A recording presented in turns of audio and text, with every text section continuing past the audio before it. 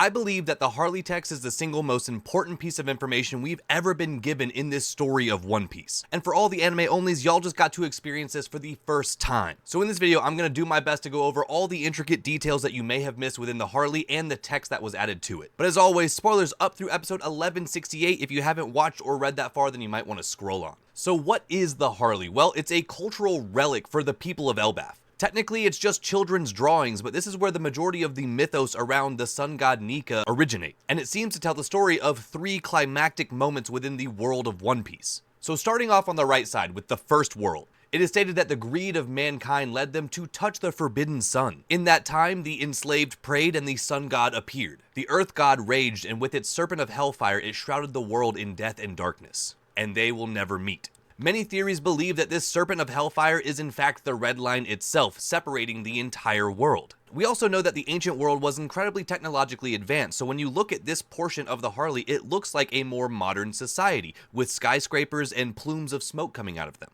And based on this art, there's a lot of characters that we may or may not have met already, like Zunisha, the giant elephant, the crowned figure standing atop Zunisha that looks a lot like Emu, the giant ship sitting in front of Zunisha that looks like the Noah that we saw down in Fishman Island. And we have another ship in here that looks strikingly similar to the Ark Maxim that Enel made to fly to the moon, and it also happens to be sending lightning down to the Earth. There's a winged figure that could be a Birkin, a Skypian, possibly a Lunarian, but we're going to get to that in a second. But moving on to the second world. This is where it seems like devil fruits appeared for the first time. Within the void there was breath, the forest god tamed demons, and the sun god spread the fire of war. Those of the half moon dream. What does a half moon look like? It looks a lot like a D, so a lot of people assume that is the D clan. Those of the moon dreamed. Man killed the sun and became God, and the sea god stormed. They will never meet. I interpret this as the moment Emu defeated Joy Boy.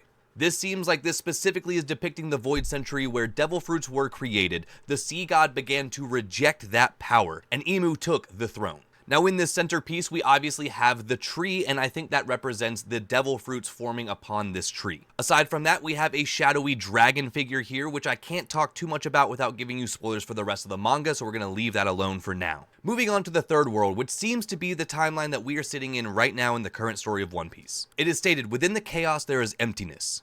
The inconvenient remnants recall the promised day, and hear the voice of the half moon. Now obviously I think that is yet again a reference to the D clan, but also potentially a reference to the voice of all things. The sun god dances and laughs, guiding the world to its end. The sun returns and brings a new morning, and they will surely meet. I would like to focus on what we're seeing in the art right here. We have this giant shadowy figure holding a sun, which I think is an obvious representation of Emu, or at least the power that they hold. Below them, there is a ship with 5 people on it and 1 person falling off of it. My immediate thought for that is the 1 person falling off is Saturn getting killed and then being replaced by Figarland. But now take a look at everything that is facing this demonic creature. We see representations from every single race and corner of the planet, specifically that Luffy has managed to liberate throughout this journey. We obviously have a Nika figure.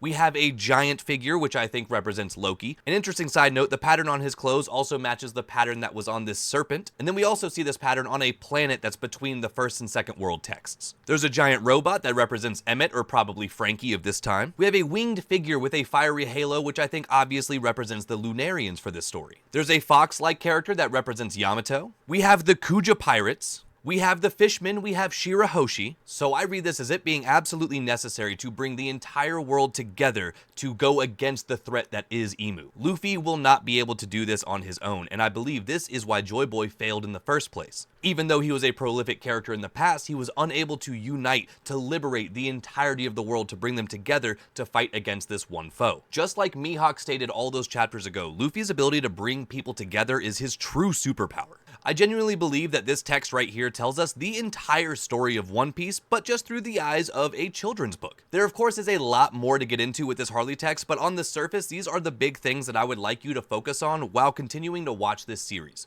As always, with every answer Oda gives us, we get 10 more questions, but I think many of those answers are going to come from this moment right here. So anime onlys, let me know what you're thinking of the Harley text and how are you feeling about Elbaf overall. And to all my theory crafters, what is your favorite piece of the Harley that you like to cook on? Let me know in the comments.